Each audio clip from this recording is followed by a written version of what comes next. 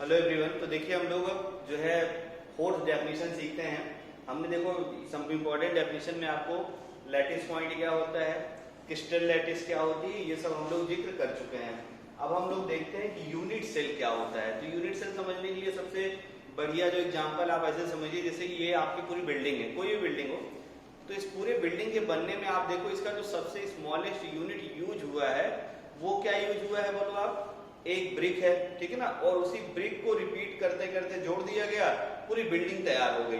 तो ऐसे जो सॉलिड्स के क्रिस्टल्स होते हैं उसमें क्या होता है कि सबका बिल्डिंग, मतलब ऐसे समझिए सारे सॉलिड का जो है क्रिस्टल ऐसे बनता है एक स्मॉलेस्ट रिपीटिंग यूनिट से, और उसी स्मॉलेस्ट रिपीटिंग यूनिट को हम लोग क्या बोलते हैं, यूनिट सेल, ठीक है। तो यहाँ डेफिनेशन लिखी हुई देखिए, smallest repeating unit in any crystal which on repeating again and again generate a whole lattice is known as unit cell, ठीक है ना। अब देखो यूनिट सेल, जो भी यूनिट सेल होता है उसके पास सेम प्रॉपर्टी होती है इंटायर क्रिस्टल की। जो भी यूनिट सेल है, चाहे जिस भी सॉलिड का क्रिस्टल हो, जो भी यूनिट सेल होगा उस यूनिट सेल के बाद पास जो है उस सॉलिड का पूरा प्रॉपर्टी रहता है। जैसे मैं तुम्हें एग्जांपल के लिए अगर दिखाऊं, ठीक है ना, तो ये जैसे मान लो कि ये आपका एक ब्रिक है ना। मुझे क्या करना है, ब्रिक मान लो ऐसा है। अब हम क्या करें, इसी ब्रिक को रिपीट कर करके अगेन एंड अगेन बहुत बड़ा क्रिस्टल लैटिस हम लोग बना सकते हैं। तो इस चीज को हम लोग क्या बोलेंगे, यूनिट सेल। तो मतलब आप समझो, अब यूनिट सेल अगर मैं बोलूं आपको, तो यूनिट सेल मतलब यही क्यूब आप समझना, ठीक है ना। क्योंकि आप मतलब जो भी अपने सिलेबस में है तो 95% तो क्यूबिकल स्ट्रक्चर से ही है, क्योंकि वो जो स्ट्रक्चर है क्यूबिकल वो बहुत स्टेबल हुई होती है, आगे हम लोग देखेंगे। और बाकी 5% हेक्सागोनल, बस ये दो आपने 95% क्यूबिकल और 5% में हेक्सागोनल रहती है। तो क्यूबिकल ही आपको यूनिट सेल के बारे में देखना है। क्लियर हो गया होगा। तो यूनिट सेल की डेफिनेशन, लैटिस पॉइंट की डेफिनेशन, स्पेस लैटिस की डेफिनेशन, ठीक है ना, और क्रिस्टल लैटिस की डेफिनेशन आई होप आपको क्लियर हो गई होगी। अब हम लोग देखते हैं कि ये जो यूनिट सेल होती है ना, यूनिट सेल दो टाइप की होती है, ठीक ना। तो अगला हम लोग लिखते हैं, इसी के बाद ऐसे पॉइंट बना के लिखेंगे, unit cell are classified into two types, ठीक है ना। तो नेक्स्ट पॉइंट क्या हो गया, देखो अपने पास जैसे यूनिट सेल 4th नंबर में उसी में स्टार्ट बना के लिखते हैं, unit cell are classified into two category.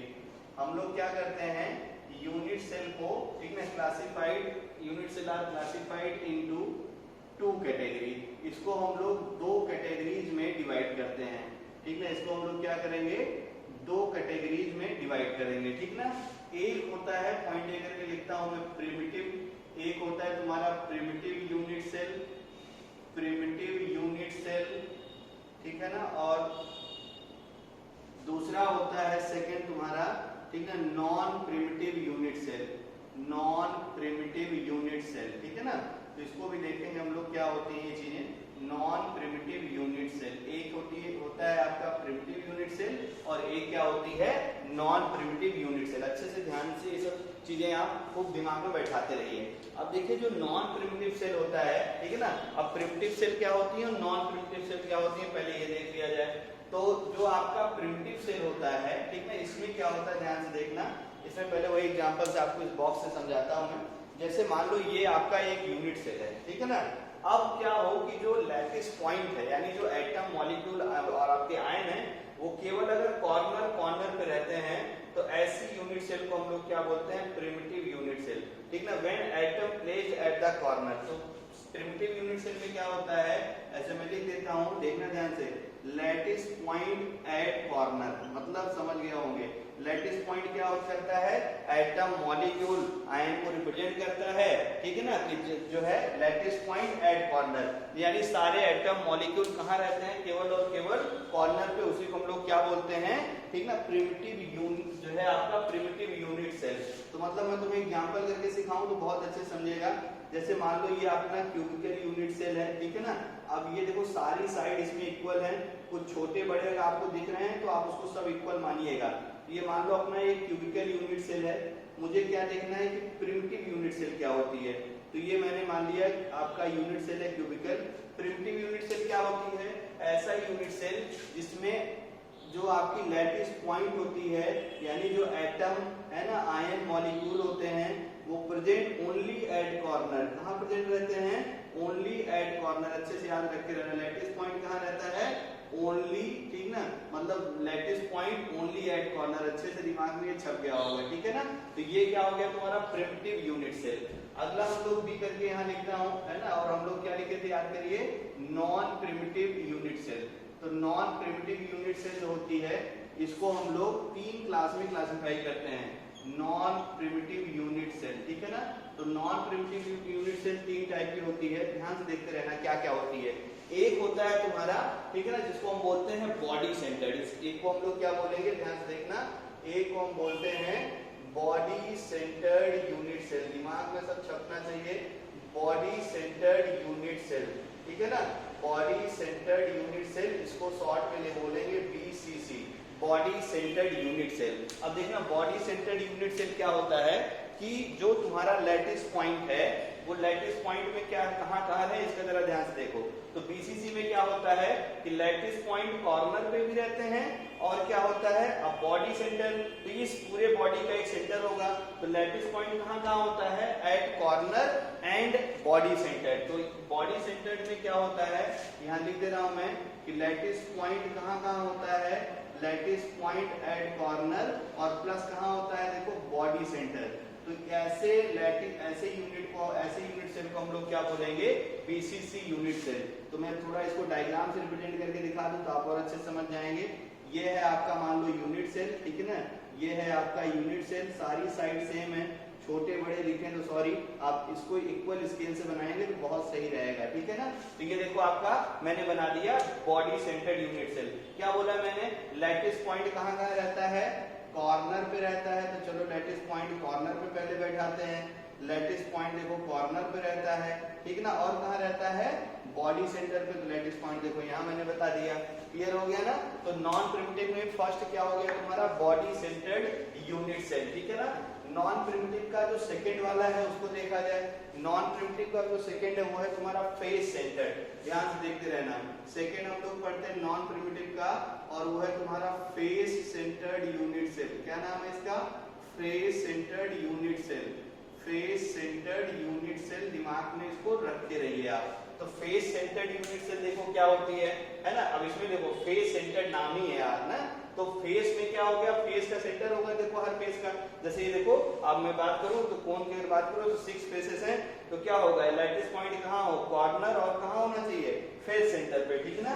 तो इसमें क्या है तुम्हारा, देखना ध्यान से, फेस सेंटर्ड यूनिट सेल में क्या होता है, lattice point at corner, lattice point at corner, और प्लस कहाँ होते हैं तुम्हारे लैटिस पॉइंट, बोलो फेस सेंटर पे, ठीक है ना। तो इसको दिमाग में रखे रहना, इसको बोलते हैं एफसीसी, इसको हम लोग क्या बोलेंगे शॉर्ट में, एफसीसी यूनिट सेल, दिमाग में इसको रखे रहिएगा। तो आप देखेंगे ये है आपका यूनिट सेल, ठीक है ना, ध्यान से देखो सब इक्वल साइज के हैं ये, आप अच्छे से इसको दिमाग में बैठा के रखिए। अब देखना हमने यहाँ यूनिट सेल बनाया, अब इसको जरा हम लोग देख लेते हैं, ठीक है ना, कि लैटिस पॉइंट कहाँ कहाँ है। तो मैंने क्या बोला कि फेस सेंटर्ड यूनिट सेल में लैटिस पॉइंट कहाँ कहाँ रखने हैं आपको, ठीक ना, कहाँ रखना है बोलो, कॉर्नर पे। तो पहले कॉर्नर पे रख दिया जाए, ठीक ना, ये देखो कॉर्नर पे रख दिया। फिर कहाँ रखेंगे हम लोग, देखो फेस सेंटर पे। तो देखो 6 फेसेस हैं इसमें क्यूब में, तो मान लो ऐसे इसको सामने ऐसे रखो। अब मान लेते हैं कि जो इस साइड का फेस है, इसका फेस सेंटर यहाँ पे है, उसको मान लो हमने देखो यहाँ इसके फेस सेंटर से रिप्रेजेंट कर दिया। फिर देखो जो ऊपर वाला है उसका फेस सेंटर यहाँ पे है, उसको हम लोग मान लो यहाँ रिप्रेजेंट कर देते हैं। फिर देखो ध्यान से, ठीक ना, एक फेस सेंटर देखो जो इस वाली साइड का है, इस वाले फेस का, इसका फेस सेंटर यहाँ है, उसको हम लोग यहाँ रिप्रेजेंट कर देते हैं। फिर देखो एक नीचे फेस सेंटर है, ठीक है ना, तो नीचे वाले फेस का फेस सेंटर मान लो ये है। अब देखना ध्यान से, एक साइड तो एक फेस तो तुम्हें देखो फ्रंट पे दिख रहा है, और एक फेस तुम्हें देखो बैक दिख रहा है, तो बैक वाला तुम दिखा नहीं पाऊंगा, इसलिए हम लोग क्या करते हैं, यहाँ पे देखना 2 फेस सेंटर ऐसे बना देते हैं, ठीक है ना। एक को लिखता हूँ फ्रंट वाला, और एक कौन सा है तुम्हारा, बैक वाला। अच्छे से क्लियर हो गया होगा। तो 6 फेसेस होती हैं और 6 फेस सेंटर होते हैं, यानी लैटिस पॉइंट कहाँ हो गए तुम्हारे, फेस सेंटर पे, और कहाँ हो गए तुम्हारे, बोलो, ठीक है ना, कहाँ हो गए, कॉर्नर पे। तो ऐसे लैटिस को हम लोग क्या बोलते हैं, दिमाग में आ गया होगा, इसको हम बोलते हैं फेस सेंटर्ड यूनिट, है ना, फेस सेंटर्ड, ये आपका क्यूबिक यूनिट सेल। क्लियर हो गया ना।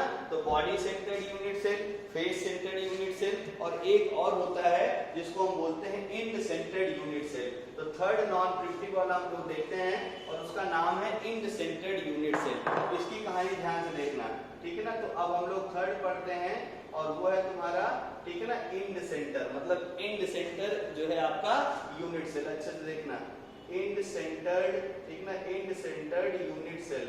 इसको हम लोग शॉर्ट में लिखते हैं ईसी। इसको हम लोग क्या लिखते हैं, ईसीसी। अच्छे से याद रखे रहना, यानी इन सेंटर्ड क्यूबिक यूनिट सेल, जो भी आप इसे बोल दीजिए, ठीक है ना। तो अब देखना इंड सेंटर, अब इंड सेंटर होता क्या है पहले ये पता चल जाए। तो लैटिस पॉइंट इसमें कहाँ होते हैं, अच्छे से याद रखे रहना। इसमें क्या होता है कि lattice point at corner, lattice point at corner plus, ठीक ना, प्लस कहाँ रहेगा तुम्हारा, देखो इंड सेंटर पे, लैटिस पॉइंट एट कॉर्नर, और कहाँ होते हैं, इंड सेंटर पे। अब ये इंड सेंटर क्या होता है, इसको देख लिया जाए। तो ये क्या होता है इंड सेंटर, आप कोई भी दो अपोजिट फेस ले लो, ठीक ना, कोई भी दो अपोजिट फेस ले लो और उसी के सेंटर को हम लोग जोड़ देते हैं, उसको ज्वाइन कर देते हैं। तो उसका जो मिड पॉइंट होता है उसको हम लोग क्या बोल, मतलब जो भी दो फेस सेंटर है उसके इंड को जोड़ दीजिए और उसके बीच में जो रखेंगे तो उसको हम लोग क्या बोलेंगे, इंड सेंटर। तो इंड सेंटर क्या होता है, यहाँ लिख रहा हूं मैं, एनी टू अपोजिट फेसेस, ठीक है ना, any two opposite faces, any two opposite face centred, है ना, any two opposite face centred. इसी को अपन क्या बोलते हैं भाई, इंड सेंटर्ड यूनिट सेल, ठीक है ना। तो इसका भी डायग्राम बना के जो है आपको दिखा दूंगा। देखो इंड सेंटर उतना अपने सिलेबस में है नहीं अपने को, ठीक ना। सिंपल क्यूबिक सेल जिसको प्रिमिटिव बोल लेते हैं, जो प्रिमिटिव था उसी को हम लोग बोलते हैं सिंपल क्यूबिक यूनिट सेल। फिर नॉन प्रिमिटिव में बॉडी सेंटर्ड और फेस सेंटर्ड आपको अच्छे से पढ़ना है, ठीक है ना। तो आई होप ये आपको क्लियर हो गया होगा। अब इसका डायग्राम एकदम 3D बनेगा तो उतना अच्छा बन नहीं पाएगा, तो आपको नोट्स में बना हुआ मिलेगा, आप उसको जरा वहां से कॉपी कर लीजिएगा। अब देखिए हम लोग पढ़ते हैं, ठीक है ना, characteristic parameter of unit cell. Unit cell को अगर मुझे जो है कैटेगराइज करना है तो क्या क्या उसके कैरेक्टरिस्टिक पैरामीटर है, इसका डिस्कशन हमें करना है। तो अब देखो ध्यान से, यूनिट सेल को कैटेगराइज करने के लिए तीन बेसिक पैरामीटर है, स्टीरियोग्राफिक एक्सिस, इंटरफेसियल एंगल और प्रिमिटिव्स, ठीक है ना। तो आप इसको डेफिनेशन आपको नोट्स में मिल जाएगी, मैं आपको यहाँ एक्सप्लेन कर दे रहा हूँ, अच्छे से समझ जाइए, ठीक है ना। तो जैसे देखो थोड़ा सा मैं क्यूब को बड़ा बनाता हूँ क्योंकि इसी से सब आपको समझना है। ये मान लो, ठीक है ना, ये आपका क्यूबिकल यूनिट सेल की हम लोग बात करते हैं, ठीक है ना। मैंने बोला भी सारी स्टडी क्यूबिकल यूनिट सेल के लिए करनी है, तो हम लोग जरा ये क्यूबिकल यूनिट सेल बनाते हैं। ये है क्यूबिकल यूनिट सेल, ये है क्यूबिकल यूनिट सेल, ये है क्यूबिकल यूनिट सेल, ठीक है ना। ये देखेंगे आपका, ये है क्यूबिकल यूनिट सेल, ठीक है। अब देखना ध्यान से, एक एक चीज यहाँ पे बहुत अच्छे से समझिए और ये छोटी छोटी डेफिनेशन है जो एग्जाम में काम आएंगे, ठीक है ना। तो अब देखो इसी जो आपका ये जो है एग्जाम्पल मैं ले रहा हूँ बार बार, इसी को इसी चीज से ध्यान से देखना। तो सबसे पहले देखिए स्टीरियोग्राफिक एक्सिस क्या होती है। तो जैसे देखो एक प्लेन ये है और एक प्लेन देखो ये वाला है, दोनों प्लेन एक दूसरे के देखो पैरेलल है, मतलब यही चीज हम लोग बोलेंगे। जैसे ध्यान से देखते रहिए, एक प्लेन ये ऐसे इसको यहाँ अगर रख दूं मैं तब तुम्हें ज्यादा समझ में आएगा। ऐसे मैं रख दूं तो देखो क्या है कि एक प्लेन सामने है, एक प्लेन पीछे है, एक प्लेन अपवर्ड है, एक प्लेन देखो डाउनवर्ड है, एक प्लेन राइट में है, एक प्लेन कहाँ पे है, लेफ्ट में है, ठीक है ना।